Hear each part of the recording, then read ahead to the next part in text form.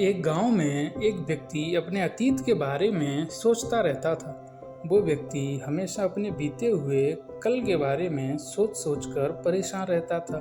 उस व्यक्ति को पता ही नहीं चल पा रहा था कि वो अपने अतीत के बारे में सोचकर अपना वर्तमान और भविष्य दोनों बर्बाद कर रहा है।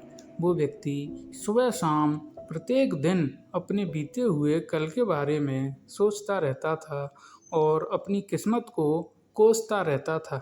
एक दिन उसको पता चला कि उसके गांव के बाहर आश्रम पर कोई गुरुजी आए हैं।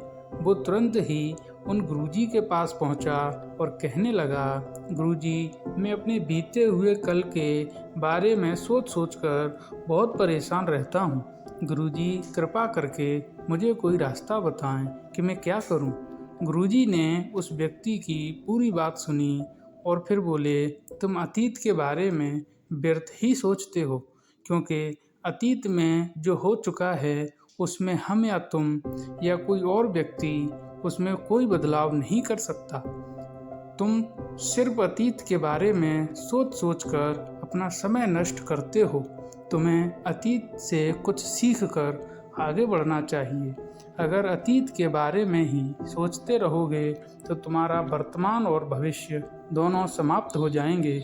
इसलिए तुम अतीत के बारे में सोचना बंद करो और अपने वर्तमान पर ध्यान दो, ताकि तुम्हारा भविष्य अच्छा हो।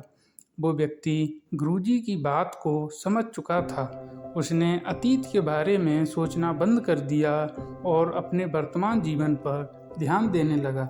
ठीक इसी प्रकार से कई लोग अपने अतीत के बारे में सोच सोचकर अपना वर्तमान समय और भविष्य दोनों बर्बाद करते हैं। उन लोगों को अपने अतीत के बारे में सोचना बंद कर देना चाहिए और अपने वर्तमान जीवन पर ध्यान देना चाहिए, ताकि उनका वर्तमान और भविष्य दोनों सुरक्षित रहे।